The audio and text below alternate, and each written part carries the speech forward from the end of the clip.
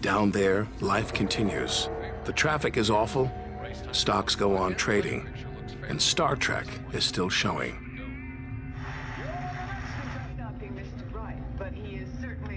The Blue Jays will be without starter Jim Clancy for a couple of weeks.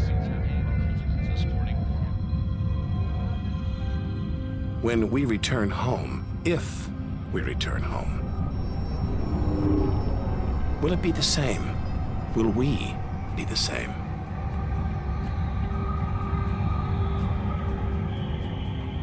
We have to leave all this behind, to dip our toes into the vast, dark ocean. On to the moon.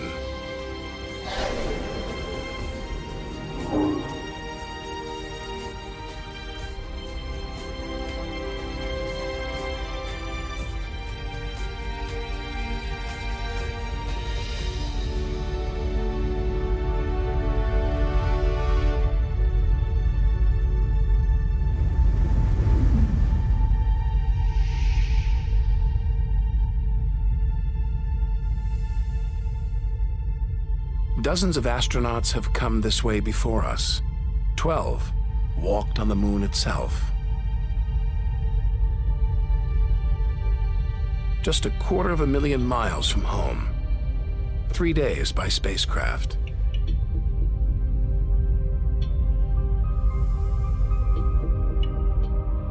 Barren.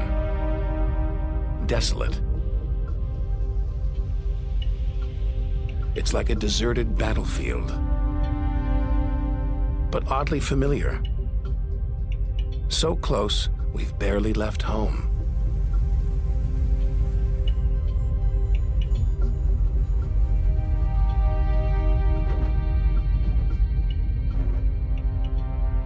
Neil Armstrong's first footprints.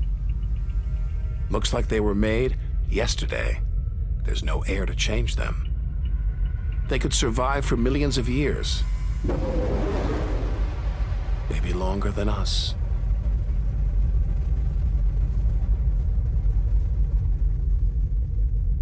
Our time is limited. We need to take our own giant leap. 1 million miles, 5 million, 20 million miles. We're far beyond where any human has ever ventured. Out of the darkness, a friendly face. The goddess of love, Venus. The morning star, the evening star. She can welcome the new day in the east, say goodnight in the west.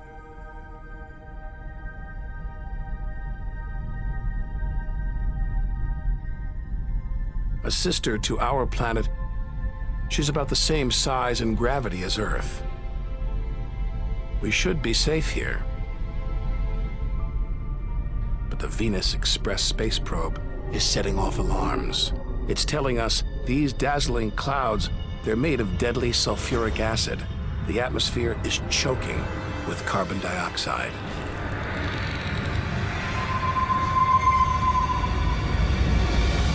Never expected this.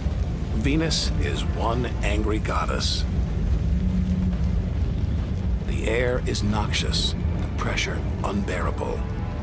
And it's hot, approaching 900 degrees. Stick around and we'd be corroded, suffocated, crushed and baked.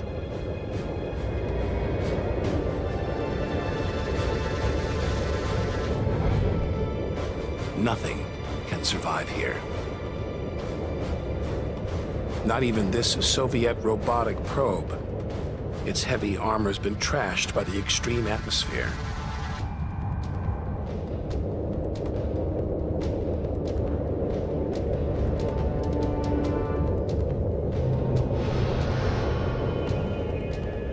So lovely from Earth. Up close, this goddess is hideous.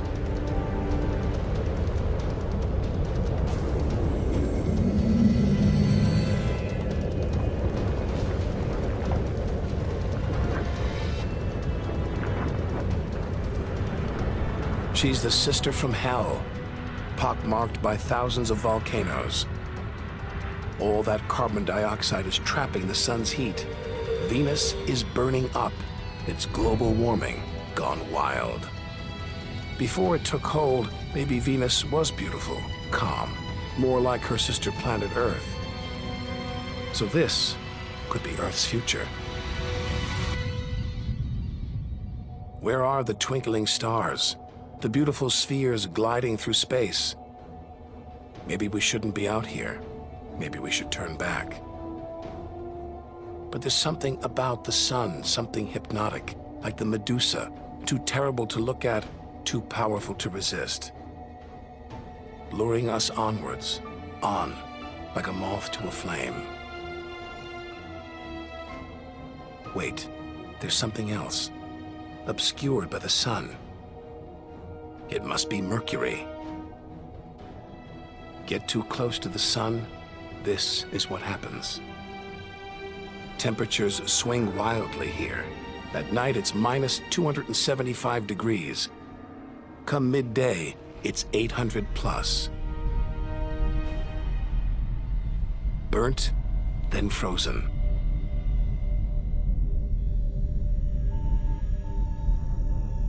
The Messenger space probe is telling us something strange. For its size, Mercury has a powerful gravitational pull.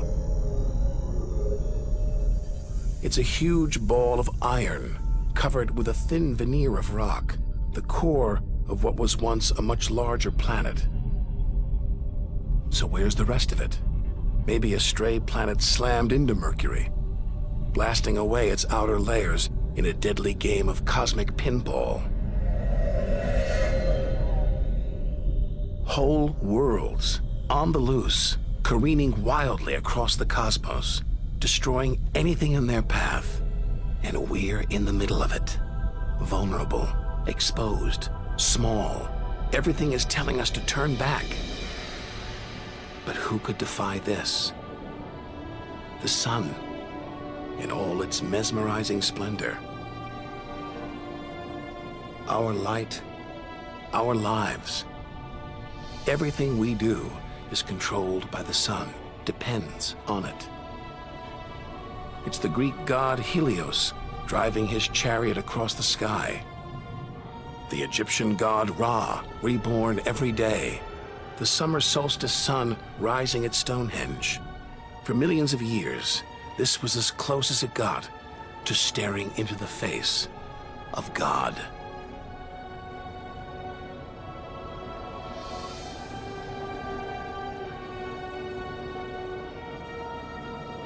It's so far away. If it burned out, we wouldn't know about it for 8 minutes. It's so big, you could fit 1 million Earths inside it.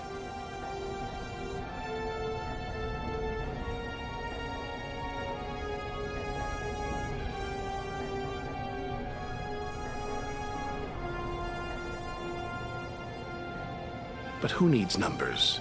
We've got the real thing.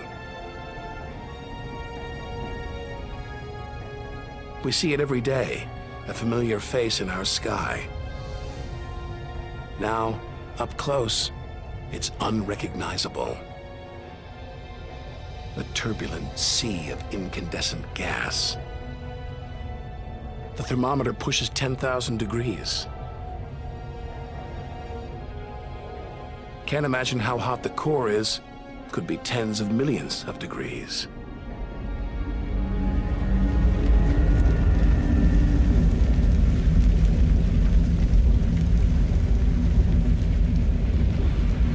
Hot enough to transform millions of tons of matter into energy every second. More than all the energy ever made by mankind. Dwarfing the power of all the nuclear weapons on Earth. Back home, we use this energy for light and heat. But up close, there's nothing comforting about the sun. Its electrical and magnetic forces erupt in giant molten gas loops. Some are larger than a dozen Earths, more powerful than 10 million volcanoes.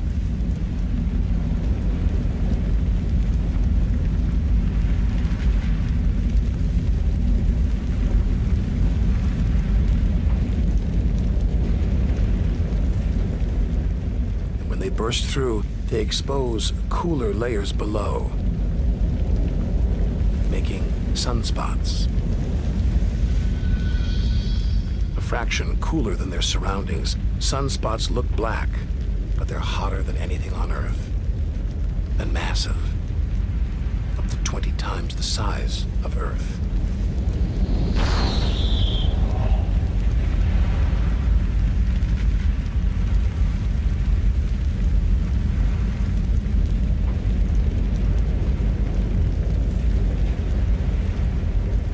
But one day, all this will stop. The sun's fuel will be spent.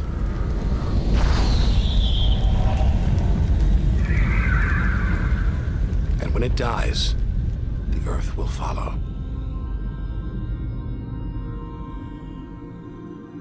This God creates life, destroys it, and demands we keep our distance.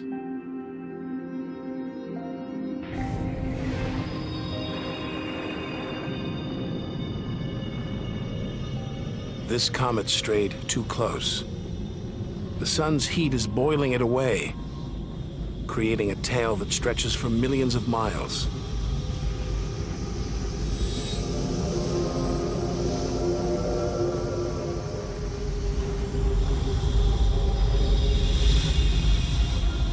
It's freezing in here.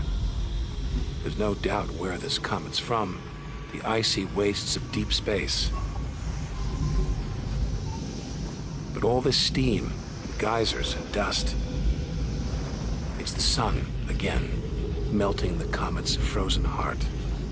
Strange, a kind of vast, dirty snowball covered in grimy tar. Tiny grains of what looks like organic material preserved on ice since who knows when.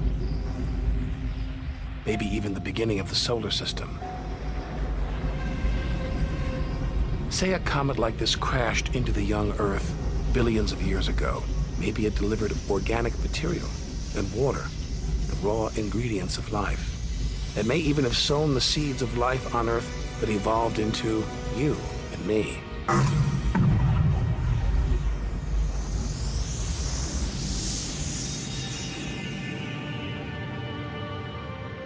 But say it crashed into the Earth now. Think of the dinosaurs, wiped out by a comet or asteroid strike. It's only a question of time. Eventually, one day, we'll go the way of the dinosaurs.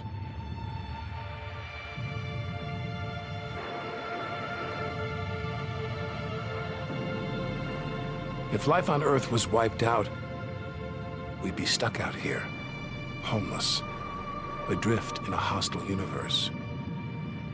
We need to find another home. Among the millions, billions of planets, there must be one that's not too hot, not too cold, with air, sunlight, water. Where, like Goldilocks, we could comfortably live. The Red Planet. Unmistakably, Mars. For centuries, we've looked to Mars for company, for signs of life.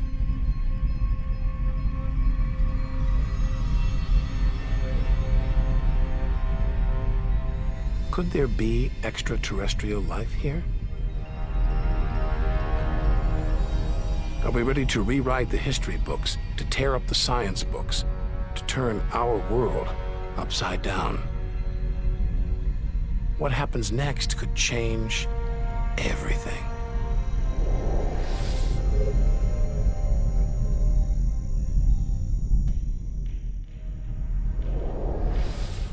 Mars is the planet that most captures our imagination. Think of B-movies, sci-fi comics. What follows? Martians. It's all just fiction, right? But what if there really is something here? Hard to imagine, though. Up close, this is a dead planet. The activity that makes the Earth livable shut down millions of years ago here. Red and dead. Mars is a giant fossil.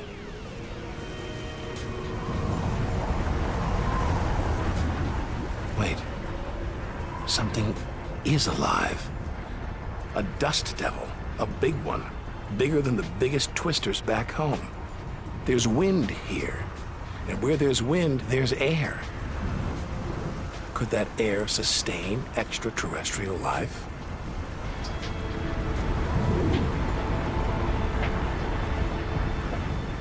It's too thin for us to breathe. And there's no ozone layer. Nothing to protect us against the sun's ultraviolet rays. There is water, but frigid temperatures keep it in a constant deep freeze. It's hard to believe anything could live here. Back on Earth, there are creatures that survive in extreme cold, heat, even in the deepest ocean trenches. It's as though life is a virus. It adapts, spreads. Maybe that's what we're doing right now, carrying the virus of life across the universe. Even in the most extreme conditions, life usually finds a way.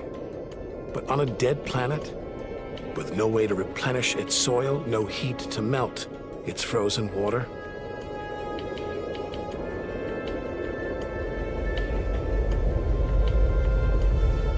all this dust, it's hard to see where we're going.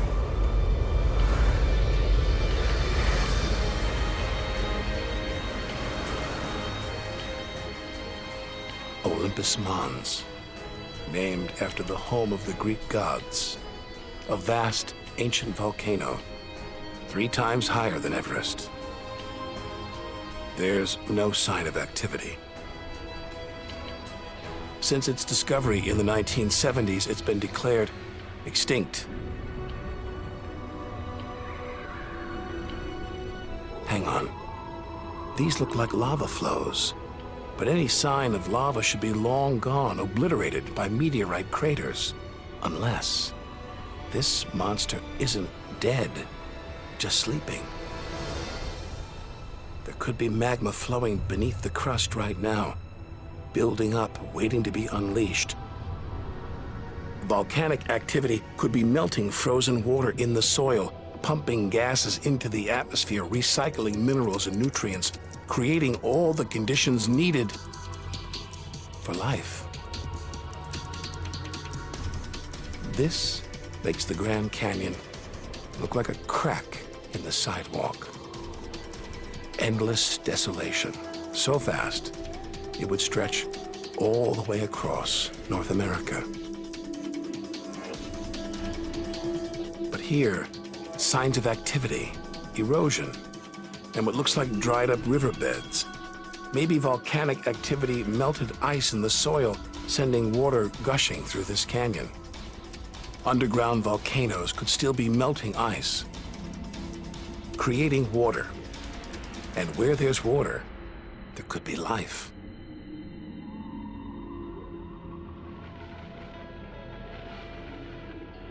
The hunt for life is spearheaded by this humble fellow, the NASA rover Opportunity.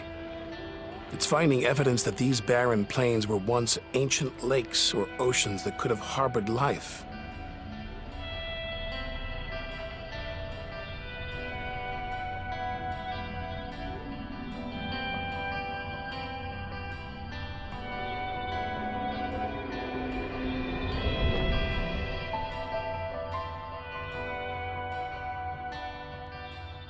Look at those gullies. Probes orbiting Mars keep spotting new ones. More proof that Mars is alive and kicking. That water is flowing beneath its surface right now. Water that could be sustaining Martian life.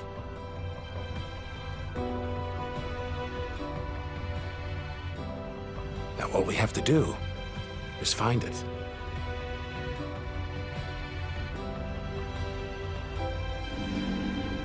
Maybe we've already found what we're looking for on Earth. Some think that life started here and then migrated to Earth.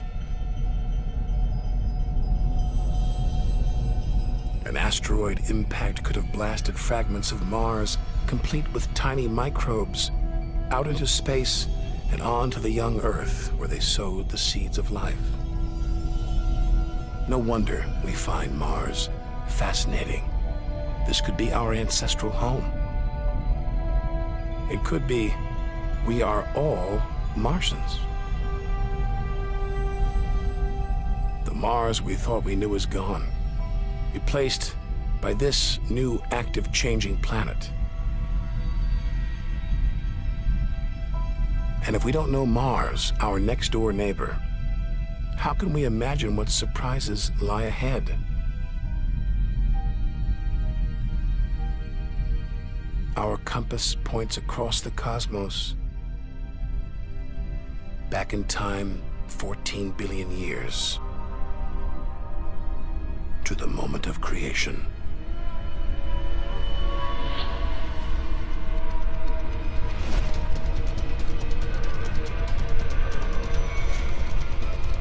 This is getting scary. It's like being inside a giant video game.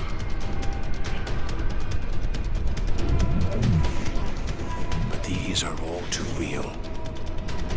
Asteroids, some of them hundreds of miles wide. This one must be about 20 miles long. And there, perched on it, a space probe.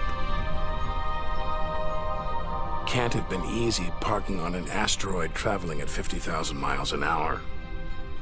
It's a lot of effort just to investigate some rubble.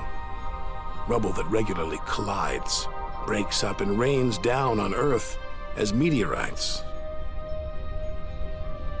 Our ancestors saw shooting stars as magical omens, and they were right.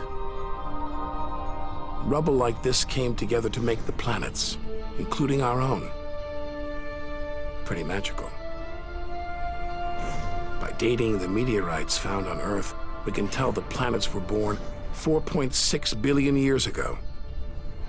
These are the birth certificates of our solar system. For some reason, these rocks didn't form into a planet. Something must have stopped them. Something powerful.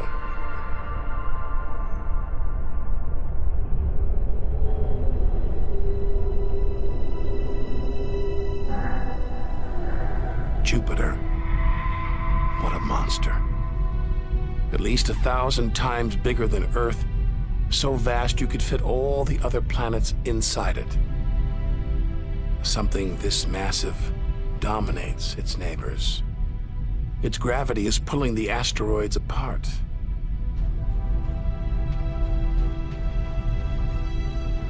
And it's breathtaking.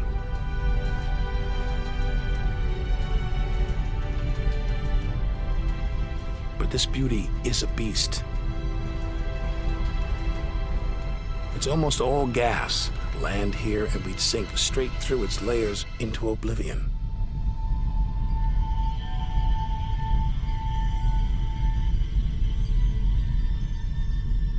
And Jupiter's good looks, the product of ferocious violence. It's spinning at an incredible rate, whipping up winds to hundreds of miles an hour, contorting the clouds into stripes, eddies, whirlpools. And this, the legendary Great Red Spot. The biggest, most violent storm in the solar system. At least 3 times the size of Earth, it's been raging for over 300 years. All these churning clouds must have sparked an electrical storm. Just one bolt is 10,000 times more intense than any at home.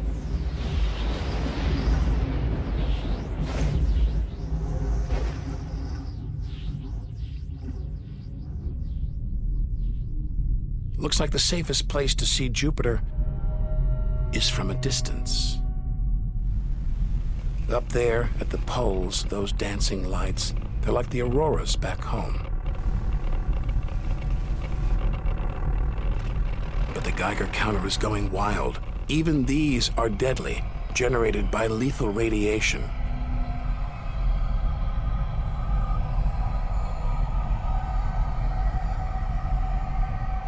Out here, nothing is what it seems.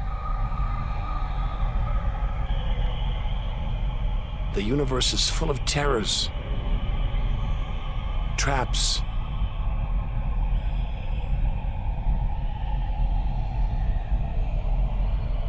Maybe this is a safe haven, the multicolored moon Io.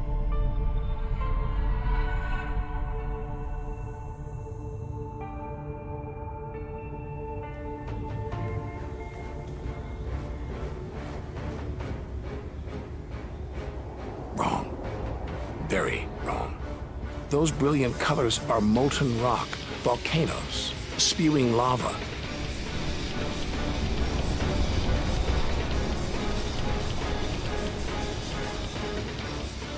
Our journey across the universe is turning into a struggle for survival.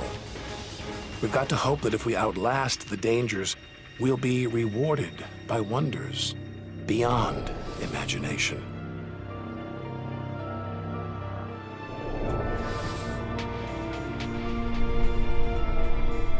"400 million miles from Earth. Flying a commercial airliner here would take nearly a century. What a weird-looking place. And yet, strangely familiar. A bit like the Arctic, with all that ice, all those ridges and cracks.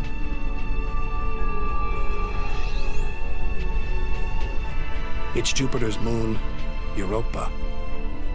And maybe like the Arctic, this ice is floating on water, liquid water. But we're 500 million miles from the sun. Surely Europa is frozen solid.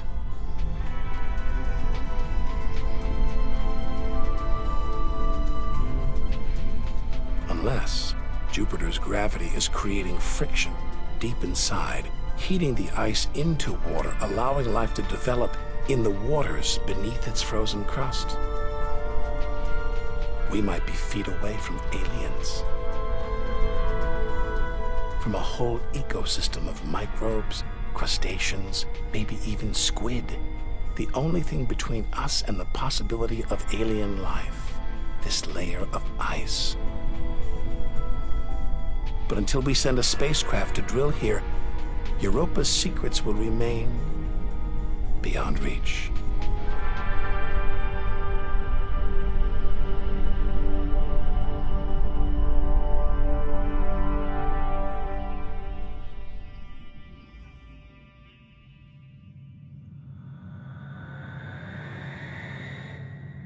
It's captivated our imaginations, haunted our dreams. And here it is, spinning before our eyes. Saturn, named for the Roman god who reigned over a golden age of peace and harmony.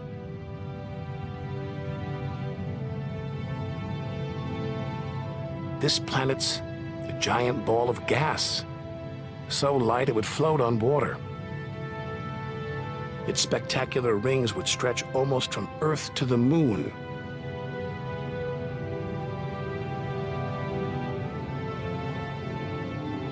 There's the Cassini orbiter. It's picking up ghostly radio emissions, probably generated by auroras around Saturn's poles. This is the real music of the spheres. Cassini's telling us where these rings came from. They're the remnants of a moon shattered by Saturn's gravitational pull.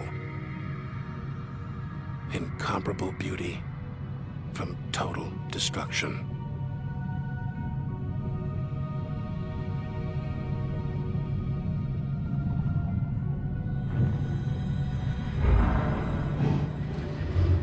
Billions of shards of ice, some as small as ice cubes, others the size of houses. They collide, break apart, reassemble. It's like a snapshot of our early solar system.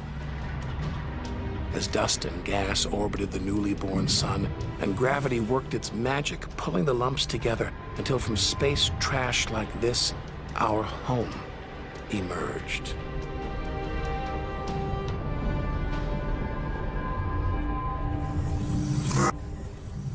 We could stay here forever.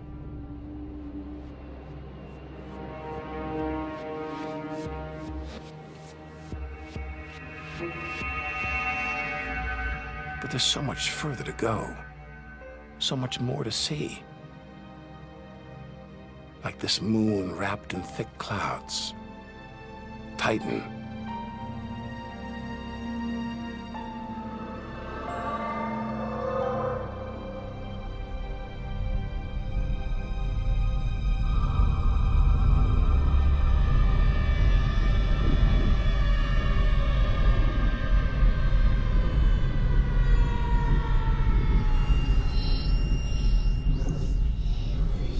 There's an atmosphere down here.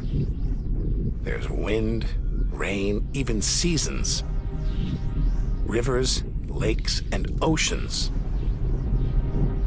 It looks so familiar, so similar to Earth.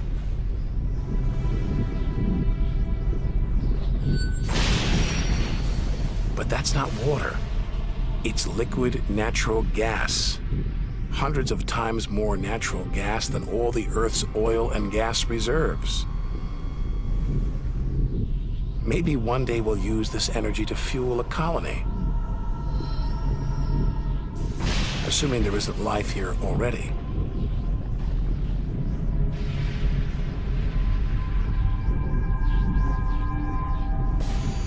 The Huygens space probe is here to find out.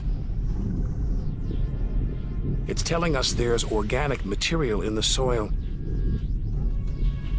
but it's so cold, minus 300 degrees. There's no way life could develop. Unless Titan warms up. The sun is supposed to get hotter. When it does, maybe life will spring up here, just like it did on Earth.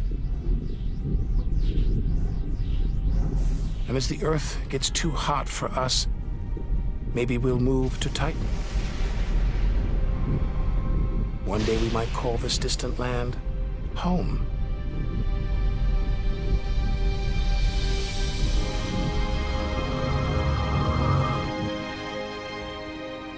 Home. We're at least 700 million miles away now. After this, we lose visual contact with Earth. We're standing on a cliff, looking out over a great chasm that stretches to the beginning of time. Do we have the courage to jump? We're in the solar system's outer reaches.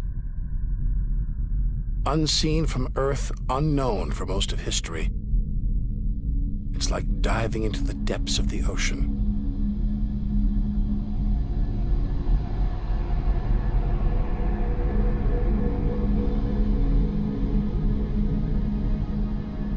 Those rings make it look like Uranus has been tilted off its axis, toppled over by a stray planet.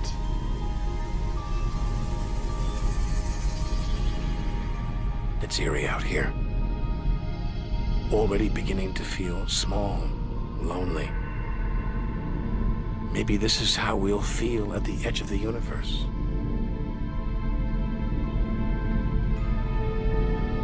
But we've barely left the shore. If the solar system was 1 mile wide, so far we've traveled about 3 inches.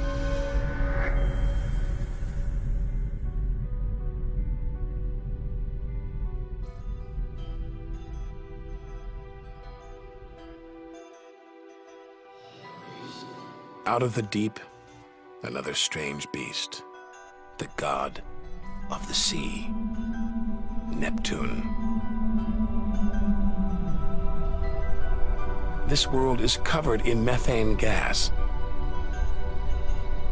and a storm as big as Earth, whipped up by savage 1,000-mile-an-hour winds. Back home, it's the sun that drives the wind, But Neptune's far away. Something else must be creating these ferocious winds. But what? We know very little about our own solar system.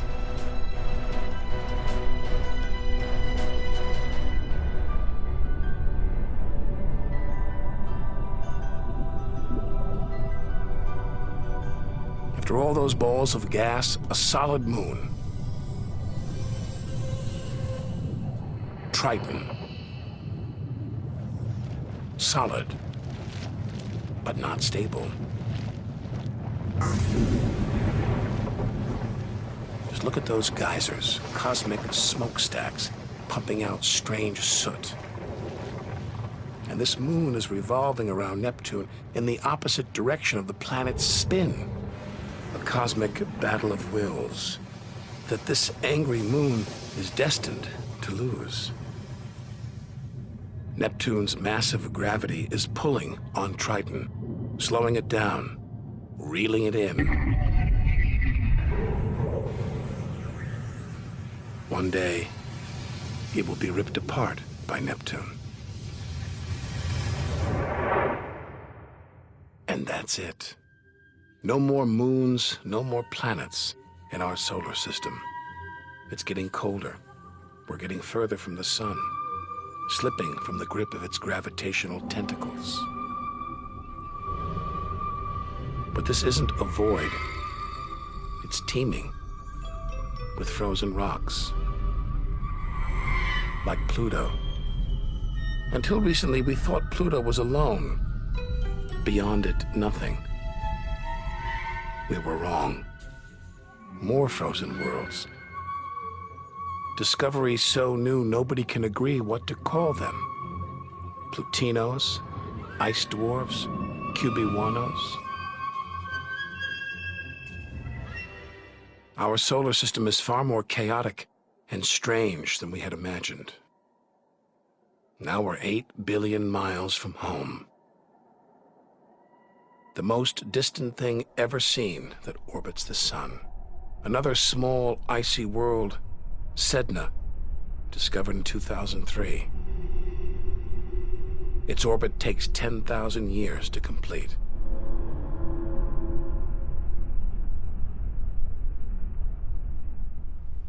Hang on. There's something else out here. 10 billion miles from home, the space probe Voyager 1. This bundle of aluminum and antennae give us close-up views of the giant planets and discovered many of their strange moons. It's traveling 20 times faster than a bullet, sending messages home.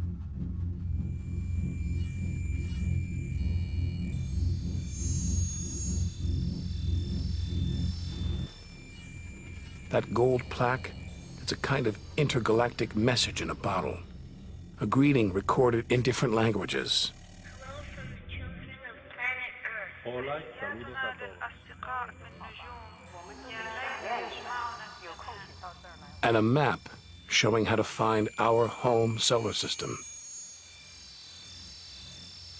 The great physicist Stephen Hawking thinks it was a mistake to roll out the welcome mat. After all, if you're in the jungle, is it wise to call out?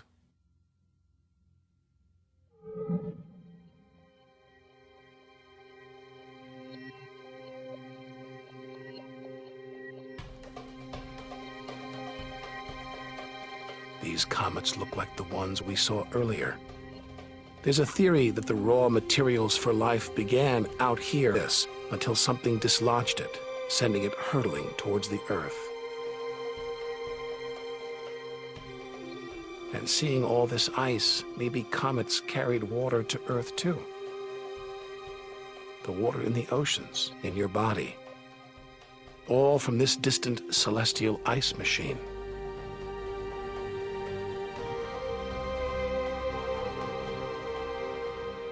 We're 5 million, that's 5 trillion miles from home. But this is still only a baby step. Ahead, Trillions of miles, billions of stars. Time to stop looking back and start looking ahead. To step out into the big, wide universe.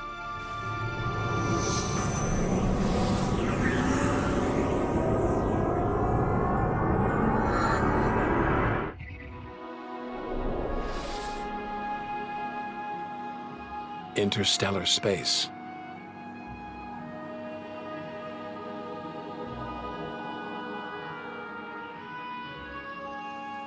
Billions of stars like our own sun, many with planets, many of those with moons.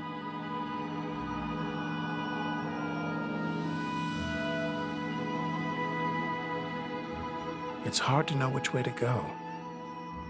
There are infinite possibilities. We're going to need a serious burst of acceleration.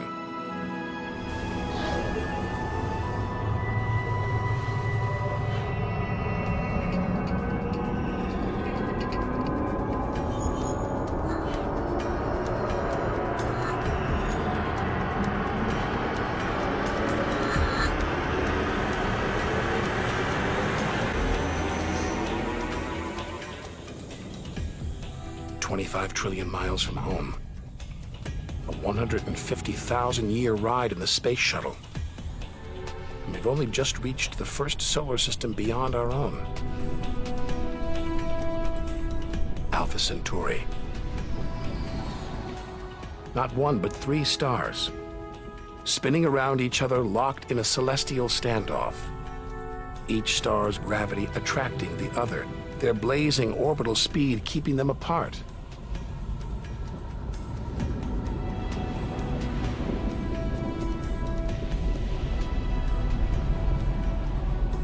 Get between them and we'd be vaporized.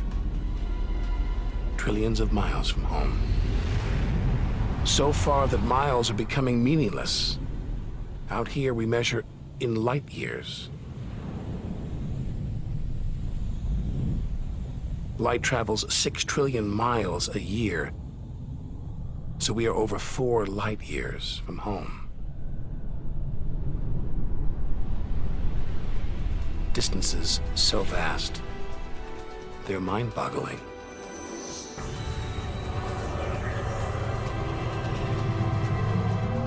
Who knows what strange forces lie ahead, what we'll discover when, if, we reach the edge of the universe.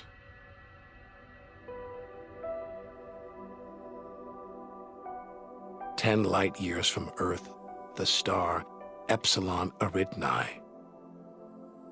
Spectacular rings of dust and ice, and somewhere in there planets forming out of the debris, being born before our eyes.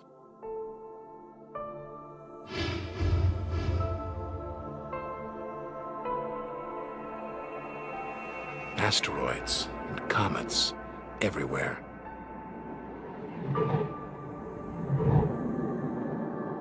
We could almost be looking at our own solar system billions of years ago, with comets delivering the building blocks of life to these young planets.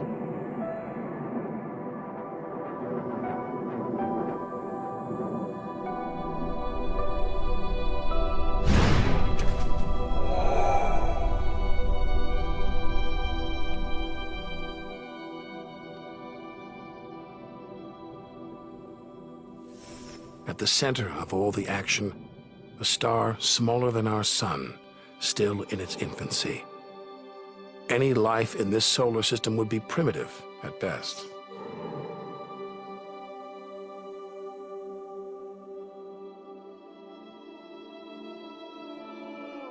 There must be more mature solar systems out here, but finding them is like looking for a needle in a cosmic haystack.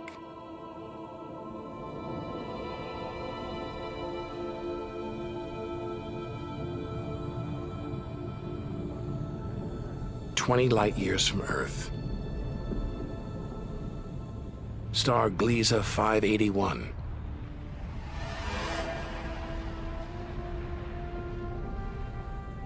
It's about the same age as our sun.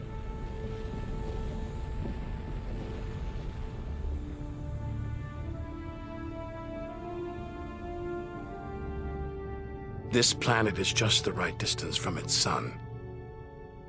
Any closer and water would boil away, any further, and it would freeze. Ideal conditions for life to emerge.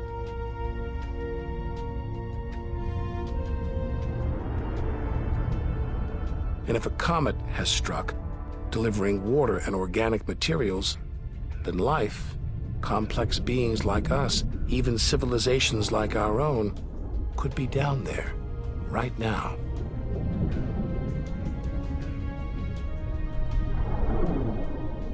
They could be tuning into our TV signals, watching shows from 20 years ago. And here's your host, Joe Jackman.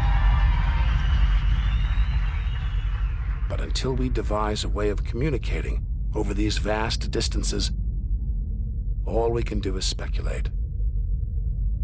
Us and them, living parallel lives, unaware of each other's existence.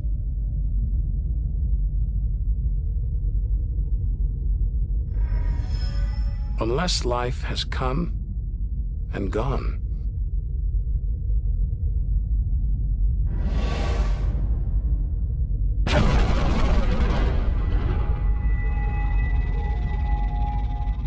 That's the problem with comets. They're creators and destroyers, as the dinosaurs found out the hard way. This is the needle in the cosmic haystack, the closest we've come to a habitable solar system like our own, but it's a chance encounter. There could be hundreds, millions more solar systems like this out there, or none at all.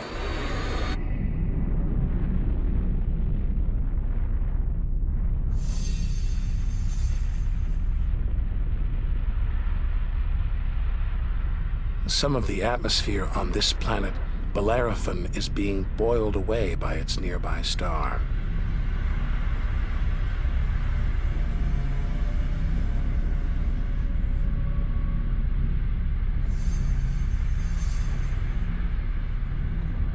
From Earth, we can't see planets this far out. They're obscured by the brilliance of their neighboring stars. But the planets have a minute gravitational pull on those stars. Measure these tiny movements, and we can prove they exist.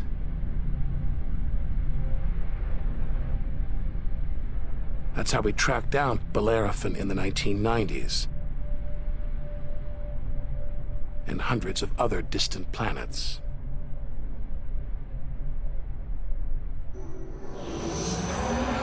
"65 light years from Earth. Turn on your TV here and you'd pick up Hitler's Berlin Olympics."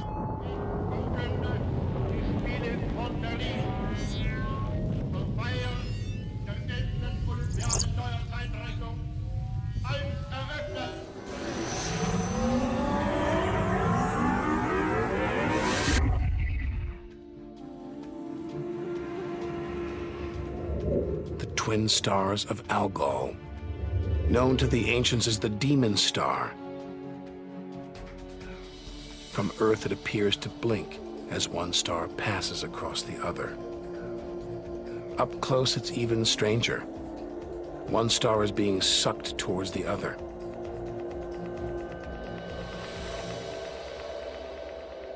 Almost 100 light years from home, faint whispers from one of the first ever radio broadcasts.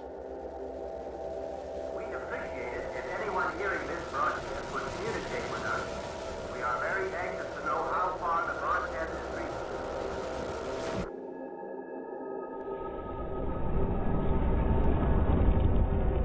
From here on out, it's as if the Earth never existed.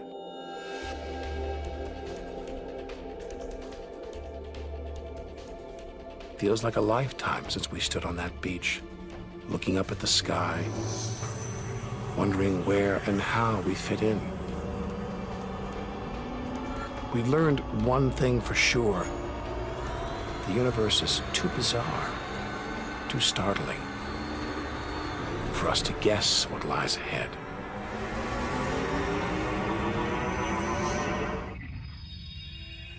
Deep inside our galaxy, the Milky Way. Pinpricks of light that have inspired 1,001 tales. The Seven Sisters, the daughters of the ancient Greek god Atlas, transformed into stars to comfort their father as he held the heavens on his shoulders.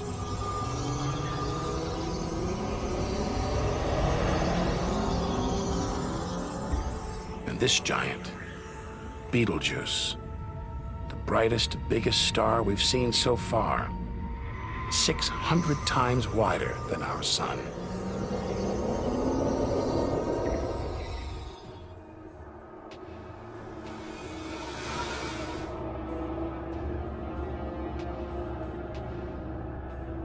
But this, it's not a star, not a planet, not like anything we've seen.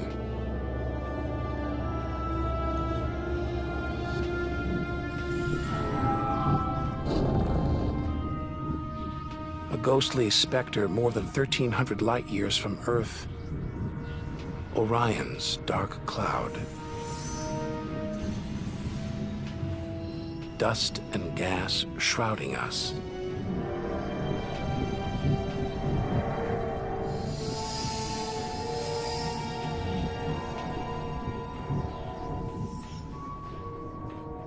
There, deep inside, a light, pulling the dust and gas towards it, heating up, merging into a ball of burning hot gas.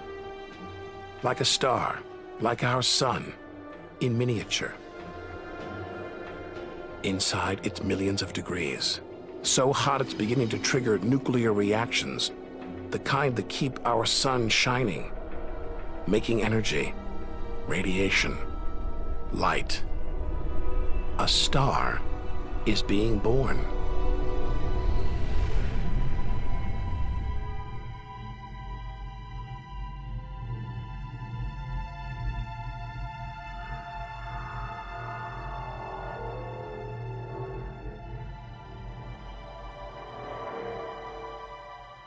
Orion's dark cloud is a vast star factory.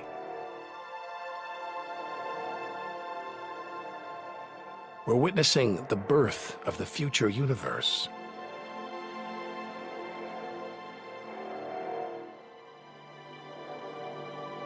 We've come to expect destruction, but this is one of the universe's greatest acts of creation, star birth.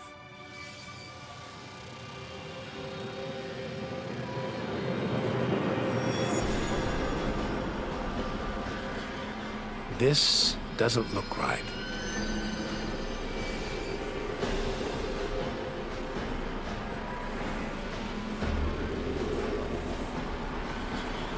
Jets of gas, exploding out with tremendous force, blasting dust and gas out for millions of miles.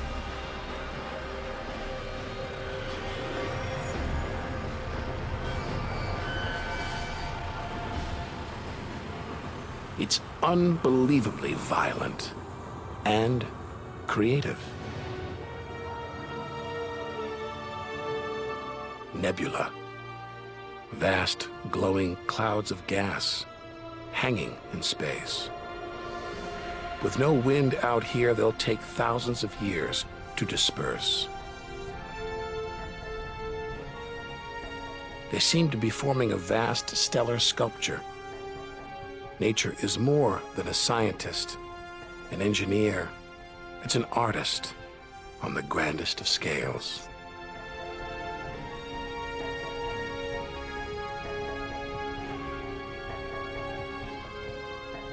And this is a masterpiece.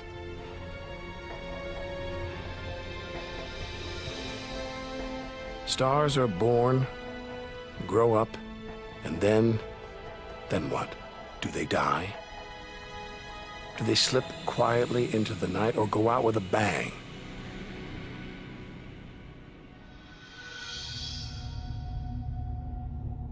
Somewhere between here and the edge of the universe lies the answer.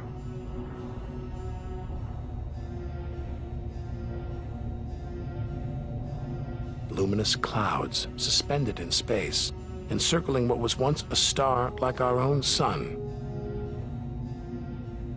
All that's left of it are these brightly colored gases, elements formed by nuclear reactions deep inside, released into space on its death. Green and violet, hydrogen and helium, the raw materials of the universe.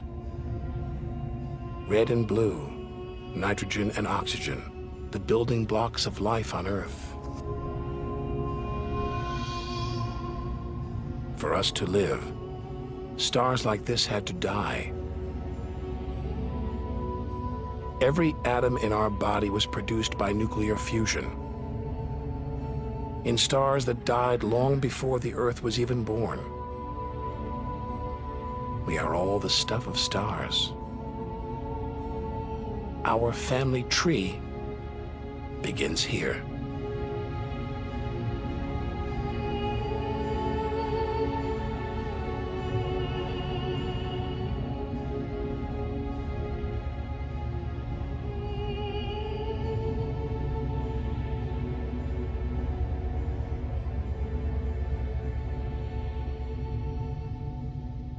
At its heart, the ghost of a star. A white dwarf. White, hot, small, but unbelievably dense. In the star's dying moments, its atoms fused and squeezed together, making it so dense that just a teaspoon of this white dwarf would weigh 1 ton.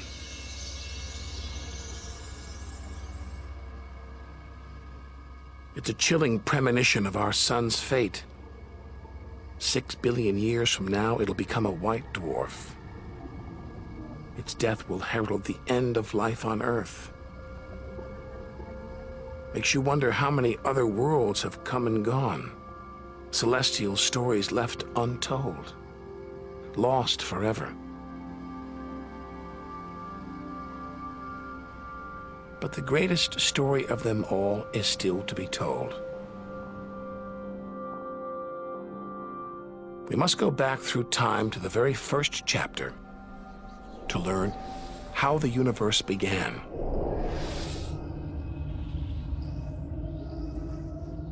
The scattered remains of a dead star, the Crab Nebula. 6,000 light years from home, deep inside a stellar graveyard. We've learned so much, seen things we'd never have believed possible. Now sights like this, wonders once beyond imagination, we take in our stride. We're ready to face whatever lies ahead, determined to reach the edge of the universe. This is the calm after the storm. After a massive explosion, a supernova that turned a star into dust and gas.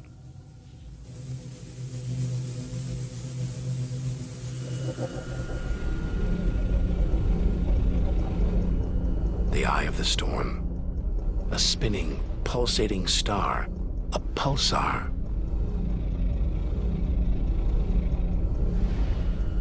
Gravity has squeezed the giant star's core down to this. It's just 12 miles across, unimaginably dense. One pinhead of this would weigh hundreds, maybe millions of tons. And as it shrank, like a figure skater spinning on the spot, arms outstretched, then pulling them in, it began to spin faster. 2 beams of light, energy, radiation, spinning 30 times a second, powering the huge cloud of dust and gas. There's so much radiation here, more even than on the sun.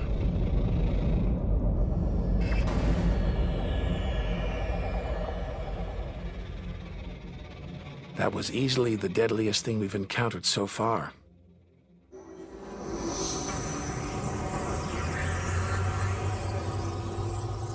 Once it would have terrified us.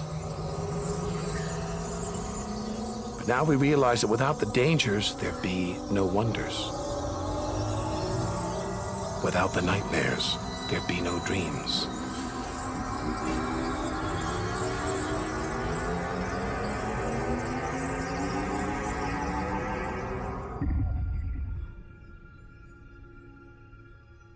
Getting a strange sensation. A feeling as though there's something bad out here. A malevolent presence. The one thing we didn't want to encounter. Impossibly black, blotting out the stars behind it. We're staring into the face of extinction. The remains of a giant star. A black hole.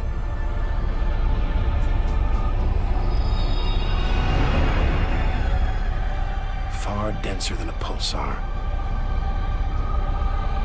And impossible to resist.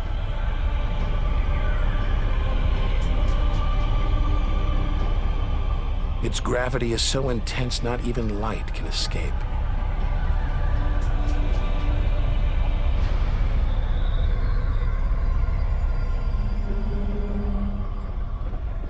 This asteroid, it's a lump of solid rock, but it's actually stretching, being dragged towards the gaping hole.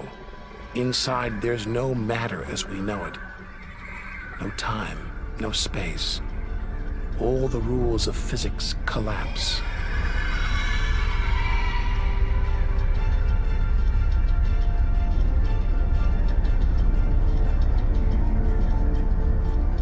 The asteroid is gone. Nobody really knows where. This is the edge of human understanding. There could be millions of black holes creeping around our galaxy, more perhaps than all the stars in the sky. But we wouldn't see them until it was too late.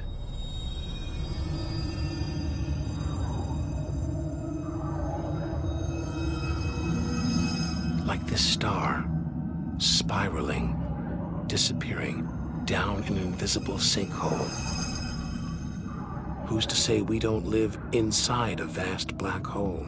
That the whole universe isn't inside one right now, inside another universe. Think about it for too long and your mind reels. Sometimes it feels like the more we see, the less we know.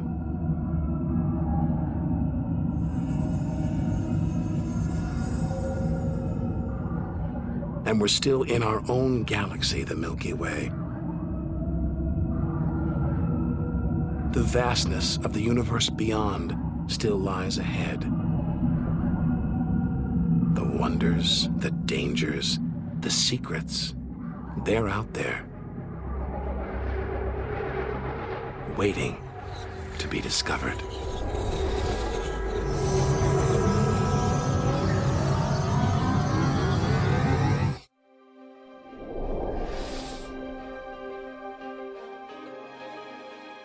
"7,000 light years from home." It's as though we're in a forest thick with trees, each so beautiful, so fascinating, it's impossible to look beyond, to see the bigger picture. We have to find a way through, to reach the clearing at the galaxy's edge.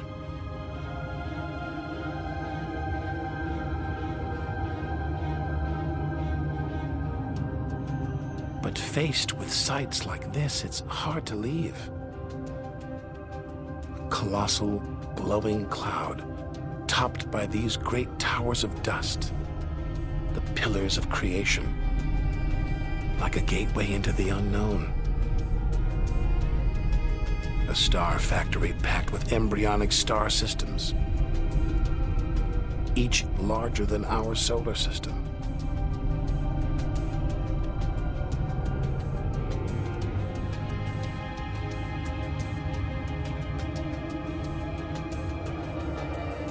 Have to resist its siren song, tear ourselves away, to carry on towards the edge of the galaxy.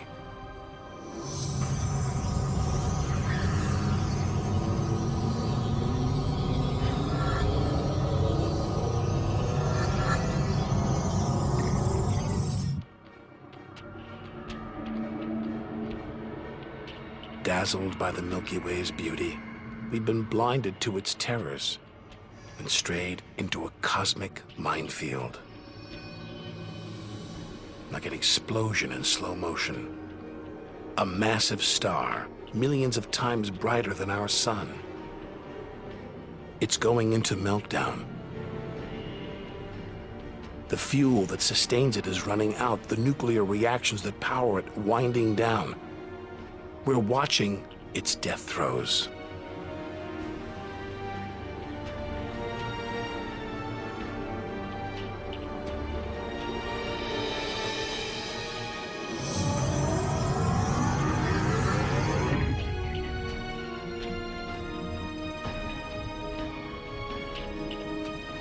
An even bigger, dangerously unstable star. But this one's about to explode. And when a star this big dies, it's 100 times more violent than a supernova. We've stumbled into the most violent star death of all, a hypernova.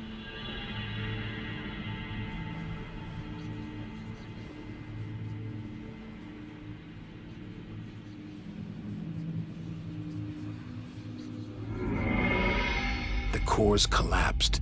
It's becoming a black hole.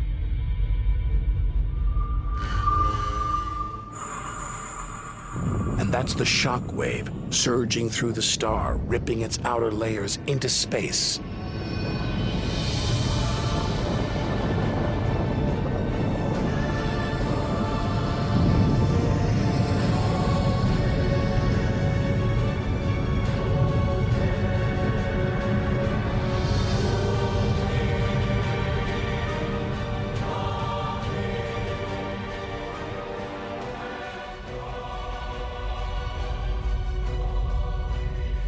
Deadly hypernovas, frozen comets, scorched planets, white dwarfs, red giants. Tiny drops in a vast pool of white light. Our home galaxy, the Milky Way. We wanted to know where we fit in. Here's our answer.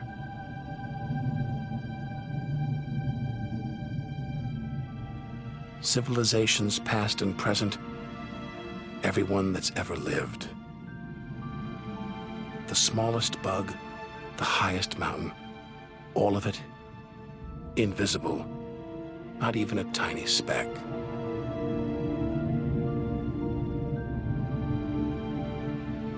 Our home is a minor planet orbiting an insignificant star. If it disappeared right now, who would even notice? And yet, so far we've found nowhere else we would rather live, nowhere we could live. It's only now, far from home, that we're beginning to truly appreciate it.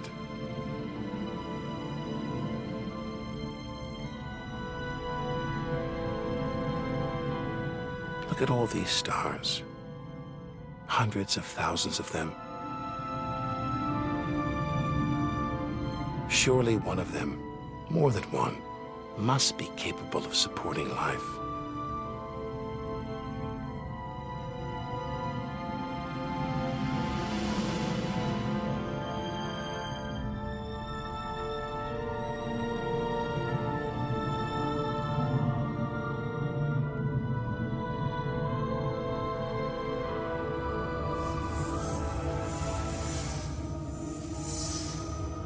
Maybe here in this swarm of stars, the Great Cluster.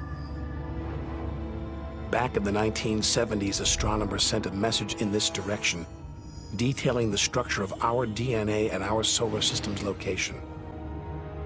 But the message won't arrive here for another 25,000 years.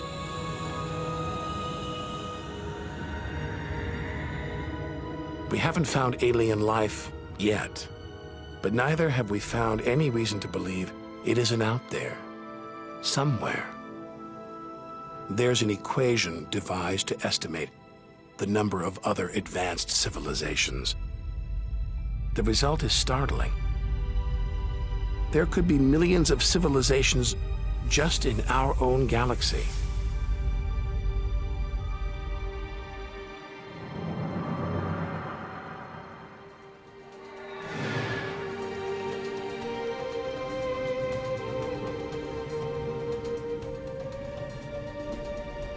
Everything we've seen so far is inside the Milky Way. Now we're ready to leave our home galaxy, to enter intergalactic space. Here's our chance to solve the ultimate mystery and experience the moment of creation.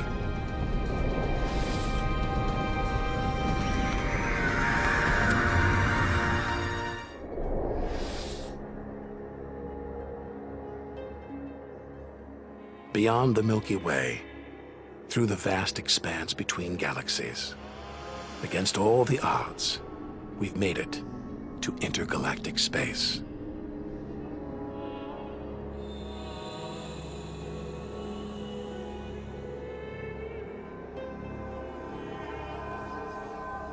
Out here, there's no horizon in sight. Even the closest galaxies are hundreds of thousands of light years away. The remains of galaxies ripped apart by the Milky Way's huge gravitational pull, scattered among nothing.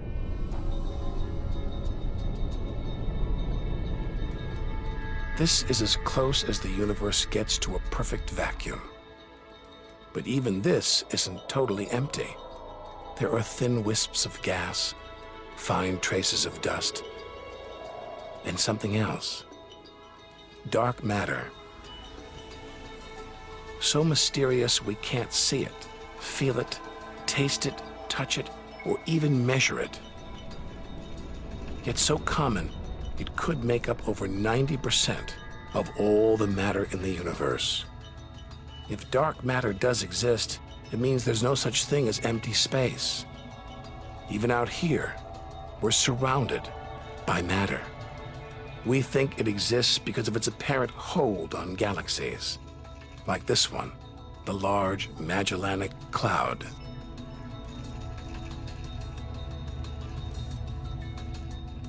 A 6 billion year journey in today's fastest spacecraft, 160,000 light years from the Milky Way at the edge of its gravitational reach. This galaxy should spin off into space, but something is holding it here, something invisible, powerful. Dark matter. Stars, clusters of stars, nebulae. It's a vast astronomical treasure trove.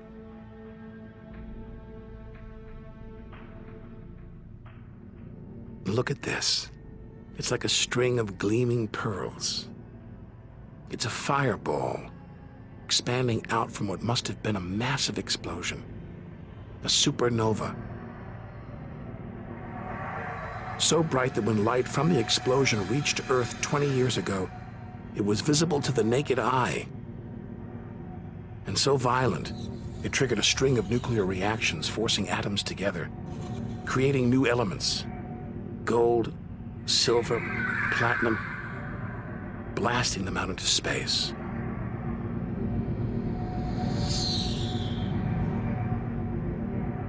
The gold in the ring on your finger was forged in a massive supernova like this, trillions of miles away, billions of years ago.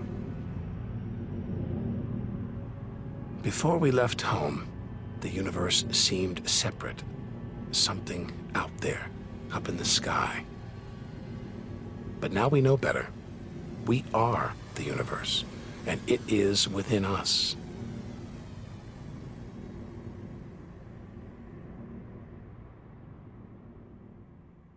It's comforting to remember as we venture through this abyss. Further and further. Faster and faster.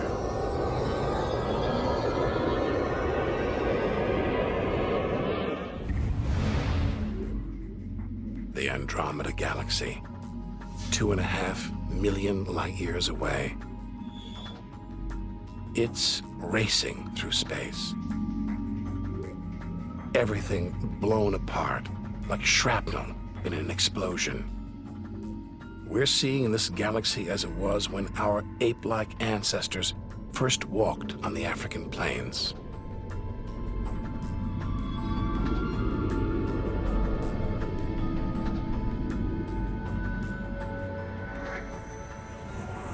Further through space and further back in time. Hold on. This doesn't look right.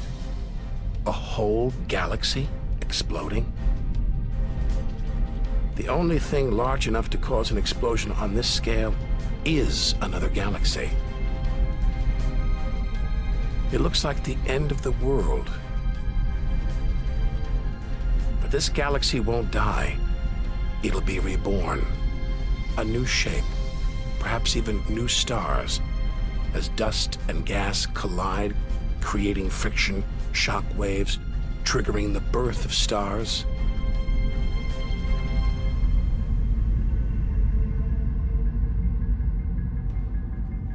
There's order in this chaos, a pattern behind the infinite variety, an endless cycle of birth and death, creation and destruction. It's a pattern woven through the vast fabric of space that binds each of these galaxies. There are billions of galaxies, each with billions, even trillions of stars. Maybe more stars than there are grains of sand on all the beaches on Earth.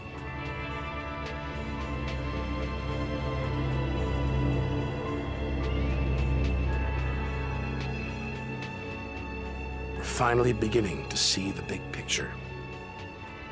And it's grander than we ever imagined. This galaxy, the huge Pinwheel Galaxy, is so far from Earth that if we send a message home now, it will take 27 million years to get there. Who knows whether our species, our planet, will still be around to receive it.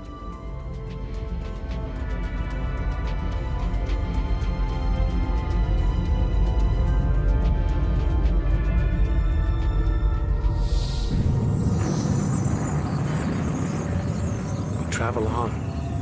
Back through time.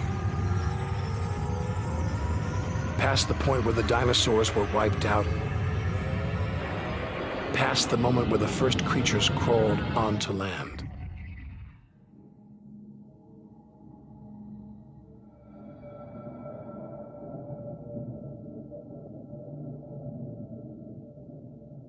$2 billion light years from home, closing in on the edge of the universe, going back to the beginning of time.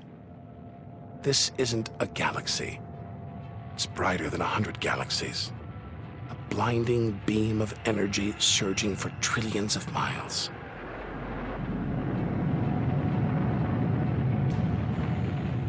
Something this big, this bright, must be incredibly powerful. Experience tells us, out here, power equals danger. It looks like a quasar, the deadliest thing in the universe. Our journey could be over.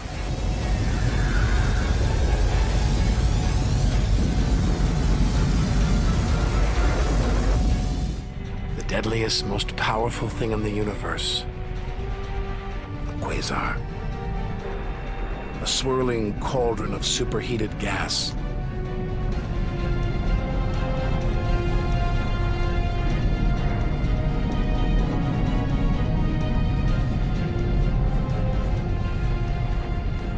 This beast has a heart of darkness.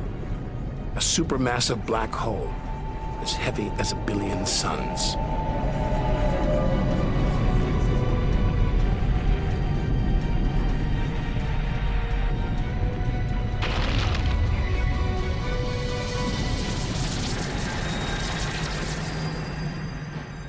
Ripping apart whole stars, devouring them. Until they're nothing, lost forever from the visible universe.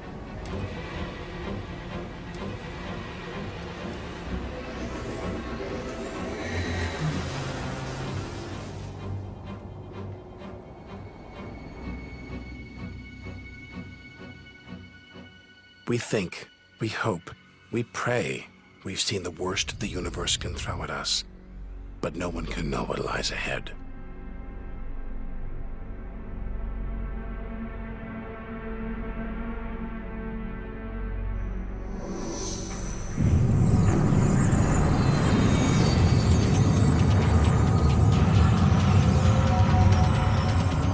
We'll need to go further, go faster.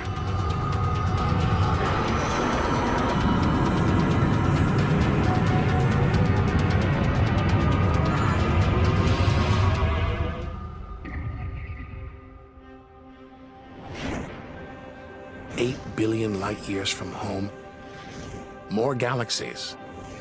But these look different.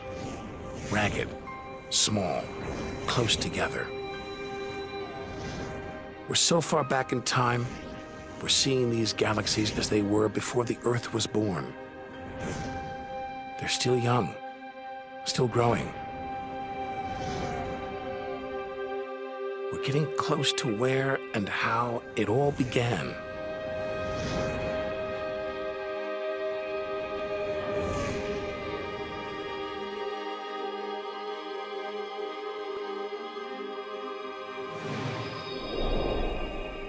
Look at the galaxies now. They're more like primitive plankton, floating in a vast dark ocean.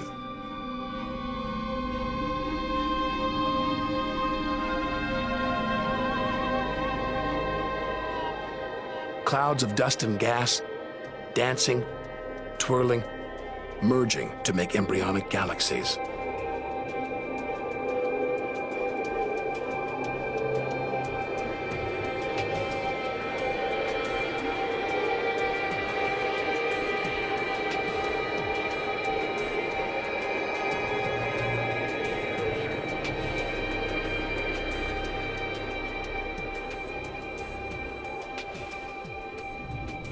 They're disappearing. We've gone back before the stars were born, into a cosmic dark age. And before that, light, the afterglow from the massive explosion that created the known universe.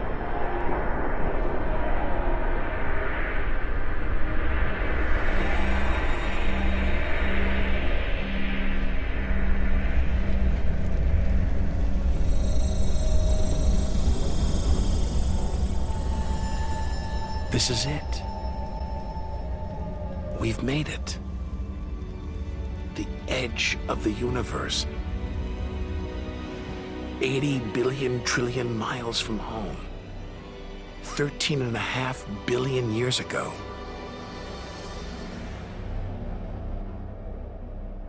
The very instant of the Big Bang, the most violent, most creative moment in history. Everything that's ever happened follows from this moment.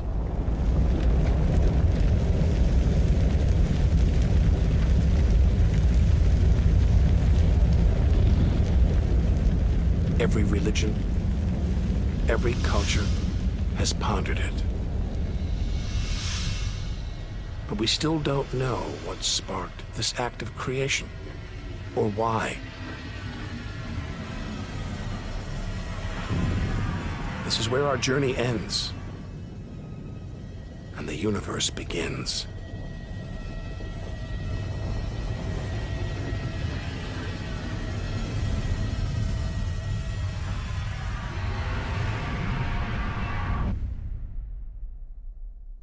An infinitely hot, small, dense point erupts.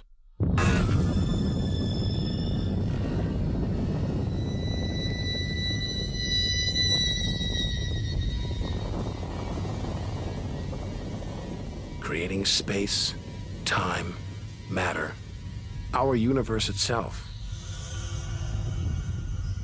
First, it's the size of a subatomic particle. The tiniest fraction of a second later, it's big enough to hold in the palm of your hand.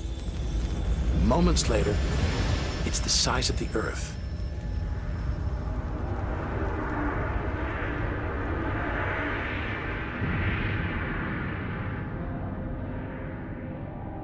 Today, the light from the Big Bang is still spreading out. You can hear it as a radio hiss. See it as television static.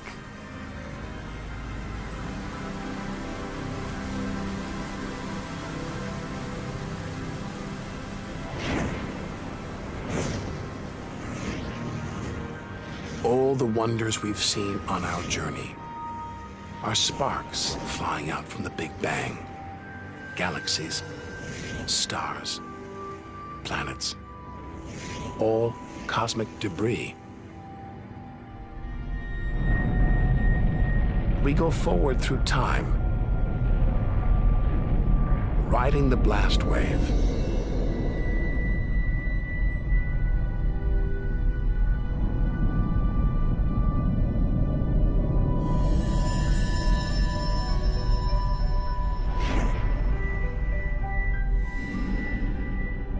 Until we reach another cooling cinder swirling in the afterglow of the Big Bang.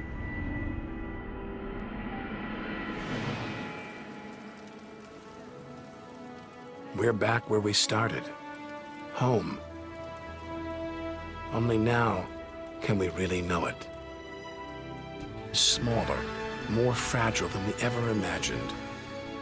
Destined to die, swallowed by a dying sun. But we shouldn't despair. We should rejoice. We've managed to experience the wonders of the universe. We should celebrate our achievements